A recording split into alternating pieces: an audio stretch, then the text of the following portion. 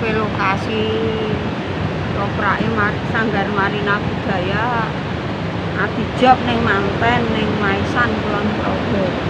Tak ngenteni ning kene muni Kang Senan ning manu hubungan kami joro kene.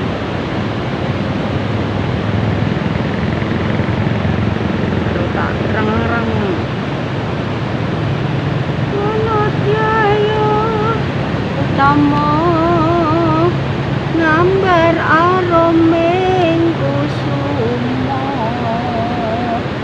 mulat leleng bronto agawe sengseming nolot semule pahit matu lindri-lindri nyawang netramu dasar lencir kuning anggugah rasa tresnaku. Alah sawetara ngenteni kene kok ya dik darung teko le muni Kang Senan iki jam 7 nganti wis setengah 8. Setengah 8 punjul ra teko. Coba tak belik.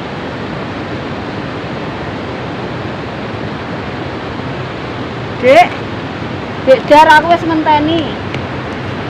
Dek Dar kemen. Piye? Kang Senane awake dhewe nek ning anu to, ning iki jembatan Kami Joro to iki ning bendungan wis tak enteni lho iki. Wis setengah jam punjul iki. Piye? Heh? Sorry. Maaf piye?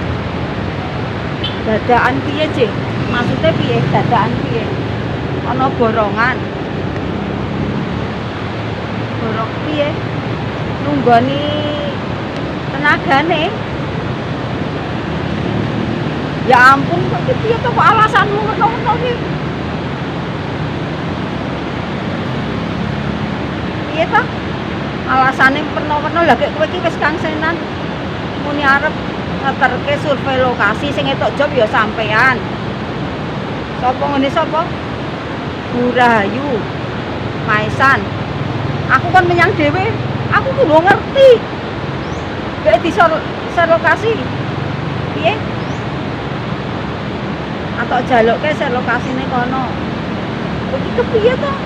Kowe wingi ra nyimpen nganu, ser lokasine wingi.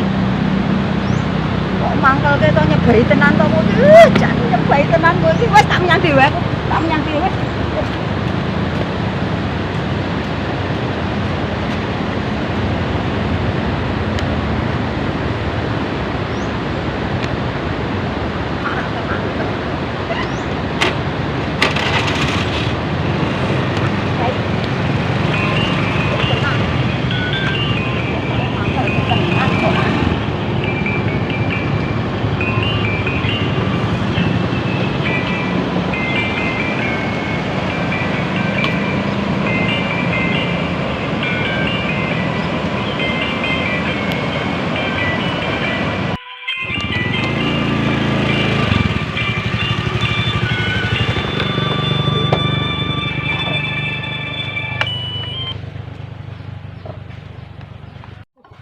Arep tekon sapa iki aku? Ana motor mandek.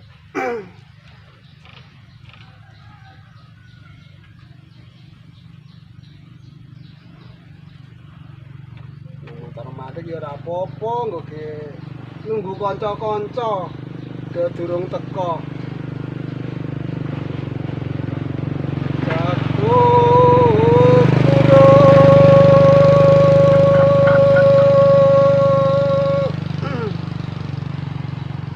Rame-rame kapyan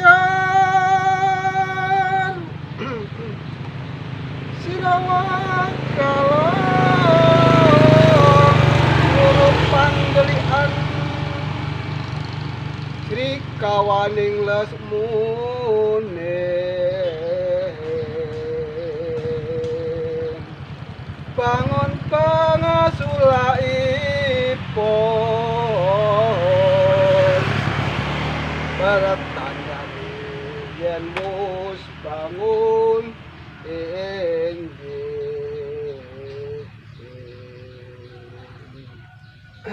bangun bang suwakipun yen wis tandane arep esuk jago turuk rame kopyor silo Kula nuwun, Pak. monggo. Nuwun sewu. Nggih, monggo. Badhe nuwun. Ya ngapunten nggih. Wonten menapa nggih? Ngapunten, kula niku ajeng ten Maesan. Oh, ten Maesan ki lan desa mriku. Oh, mboten tebih. Nggih, niki jalan iki mengke terus ngilen pun dugi Maesan Kula nggih. niku nek bingung wong ya ora dikek lokasi. Nggih, pripun wonten apa? Kula niku nek ajeng survei lokasi. Oh, survei lokasi. Kagem Apa? Acara kula niku napa? nek Sanggar Marina Budaya. Oh, Sanggar Pemastune Marina Budaya niku nggih. Ditanggap. Oh, ten ditanggap, Maesan, ten nggih. daleme sapa ya? Burayu. Oh, ten Maesan. Burayu. Pak. Maesan niku sing ajeng anu malah gadah hajat Nggih. ajeng mantu niku nggene Pak Bambang niku ki. Dewe. Nggih, Pak Maesan. Burayu kok Pak Bambang kok Pak Pono. Maesan niku sing ajeng gadah hajat mantu terus ajeng pentas ketoprak niku nggene Pak Bambang. Burayu. Nggih, wonten niku Pak Bambang, Maesan niku sing ajeng kagungan hajat mantu toprakan. Nah, Bu Yayu niku mungkin garwane Pak Bambang niku. Oh, Wah niku ki Bu sinten Bambang niku- panggilane mboten reta ngomong Bu Bambang ngoten nggih. Mbok kula nyuwun tulung Pak Nggih. didhekake saged mboten? Oh, nggih, monggo. Makasih lho, Pak, nggih, Nggih, matur nuwun, Pak. monggo. Pak, nggih. Monggo.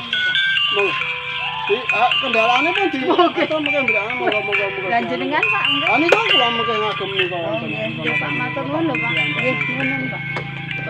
Piyambak nika mawon mangke kula. Nggih, Pak, nggih. Matur nuwun. Nggih, mene. Lah mene kula dereke. Monggo. Nggih, kula dereke nggih. Niku napa ngajeng niku mengke kula terus tututi. Nggih, terus kula tututi mangke nggih.